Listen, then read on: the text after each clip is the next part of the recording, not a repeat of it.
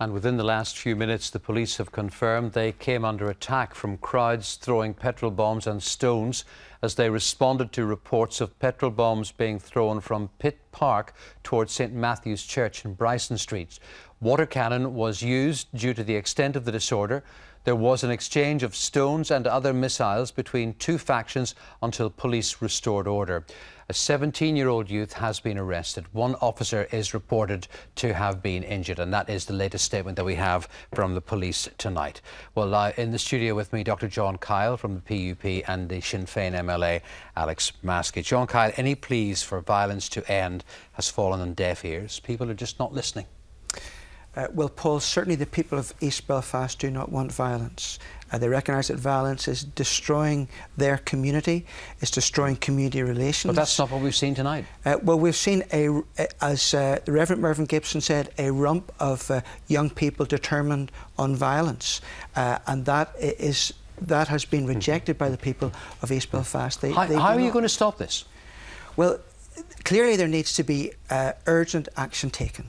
And what is that urgent action? Well, first of all, when there's rioting, the police need to deal with the rioting. But more particularly, we need to then get people off the streets, and we do that by engaging with the protesters and offering alternatives to road blockages. We need to offer valid and effective alternatives. They're not listening to the community leaders who are on the streets. Well, the question is, have the politicians actively engaged with the protesters? Have you? Yes, I have, and the PUP has asked for an urgent meeting with the Ulster People's Forum. But there needs to be a proactive approach by the politicians to deal with the grievances and anger of the protesters. Alex Maskey, there are reports of homes under attack tonight in the Short Strand. What have you been hearing? Well, I spoke to my colleagues and some residents in the Short Strand tonight again, and a number of homes were attacked by petrol bomb, and people were actually literally putting out fires at their home.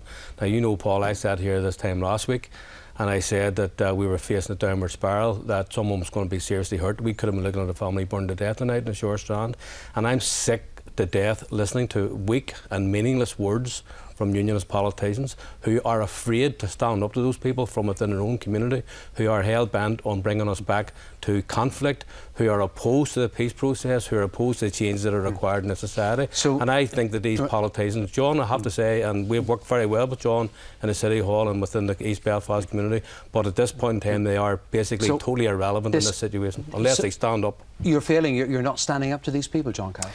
Well, I think that's a misperception, Paul. I think we're making it very clear what our position is in terms of violence. There is no place for violence in Belfast or in East Belfast. Well, people are listening to us, but clearly there are a rump of people who are intent on violence, and they need to be dealt with and they need to be tackled. However, the underlying issues, which are mammoth and crucial and pressing, need to be actively addressed by politicians. We can all try and blame one another. We can all say, well, who threw the first stone, who caused this? But the fact of the matter is that we need to get beyond the violence to deal with the underlying issues. But this is in danger of becoming a self-perpetuating cycle of violence. It's actually quite disgraceful, because it is a downward spiral of violence, and we've said that, and unfortunately our predictions are becoming true. This is becoming very, very serious. There's a community there in the Short Strand, and I don't want to see any person attacked, any police officer having a petrol bomb fired at them, and certainly no homeowner or their family with the petrol bomb thrown at them, or anybody throwing stones in the area. What I want to see is total calm brought to this area. But let us be very clear, this is going on a very dangerous turn, and people with influence in that community need to stand up to the wreckers. Equally, there are elements on both sides. This violence is feeding off each other. There is an ongoing assault on the, I have to say, and I'm going to state this very clearly, there is an ongoing assault now ongoing against the Short Strand community. But we have also heard tonight of evidence of stones and petrol bombs being thrown the other way.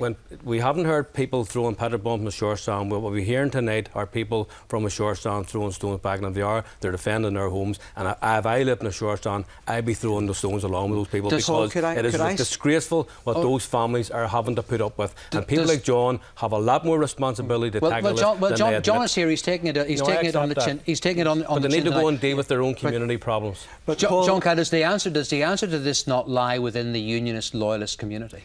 Well, certainly within the Unionist Loyalist community there's a major responsibility, but we cannot do it alone. It requires the Nationalists and the Republicans to help us in this. If we're to have a shared society, if we're to live together peacefully, we cannot do this on our own. There's provocation, there are all sorts of grievances and angers, there's inequality. These need to be dealt with, and we can only deal with them together. Alex has to help us. We have to work with him if we're to achieve that. John Kyle and Alex Maskey, thank you both very much.